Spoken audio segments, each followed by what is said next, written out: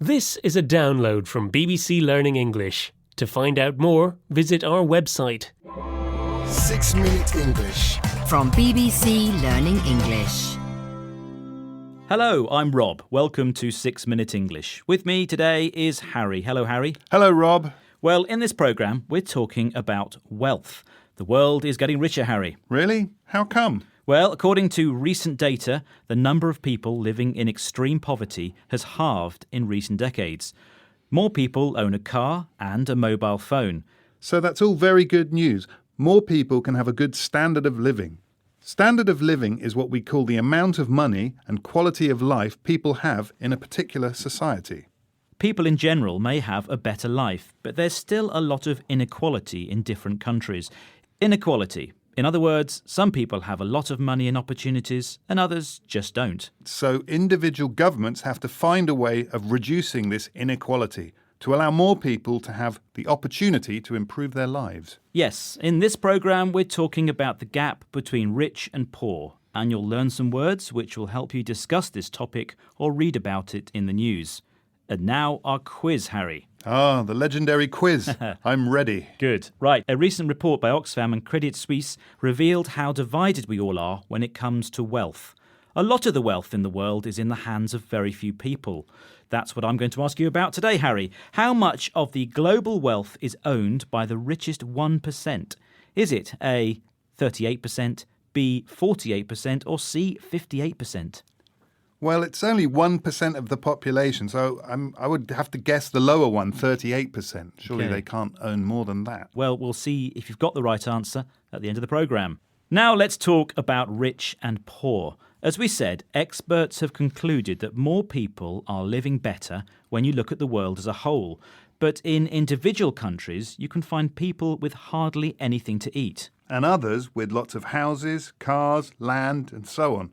So, Rob, how can this situation be reversed? Well, David Breyer from Oxfam mentions a country which has achieved some success in trying to make the poor less poor.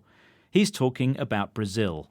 Listen to what Breyer says and tell me, what are the two words he uses meaning the least money people are paid for the work they do? There are examples we can look to where countries are managing to reduce the gap between the super rich and the rest. Brazil has historically very high levels of economic inequality, and they've been taking just some really sensible measures around having more progressive tax, around investing in a higher minimum wage and investing in essential public services. You know, there's things that all governments can do that start to reverse this tide. So, David Breyer talks about a minimum wage. That's the least a worker receives in payment for the work they've done. He meant that if people are paid a higher minimum wage, they can eat better, seek a better education, and their children can have a better job in the future. They can be lifted out of poverty. And the economy can grow. More people with more money buy more things, and factories produce more. A factory which produces more will need more workers, so more jobs for all. Right. Another measure by the Brazilian government, which is mentioned by the representative from Oxfam, has to do with tax. Tax is the amount of money you pay to the government depending on your salary and the cost of things you buy. But we have to admit this, Rob, taxes are not popular. That's true. Many people don't like paying tax because they don't receive an immediate benefit from it. Some very rich people try to pay as little as possible. But one billionaire who thinks it's important to pay and create conditions for governments to fight poverty is Bill Gates. The founder of Microsoft earned a lot of money, retired and, with his wife Melinda, created a foundation to help the poor. The BBC asked him what the very rich have to do to help reduce poverty. Let's listen to his answer. What does he say rich people have to be? The word's an adjective. Well, their obligation, of course, is to pay their taxes. But our advice to them is that they ought to look at taking their wealth and being philanthropic, both in their own country and to help the global poorest. That's the full-time work Melinda and I do.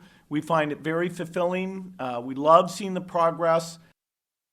So, rich people have to be philanthropic. It means they have to help poor people by giving their money. And he says he and his wife find this giving to the poor fulfilling. In other words, it makes them happy and satisfied. Well, that's his message to the very, very, very, very rich in the world, to the 1%. The 1%. Well, you want the answer to my quiz question now, don't you?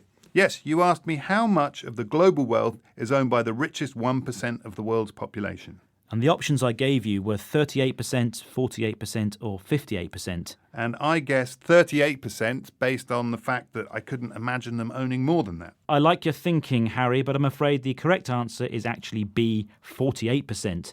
The wealthiest 1% will soon own more than the rest of the world's population. That's according to a study by anti-poverty charity Oxfam.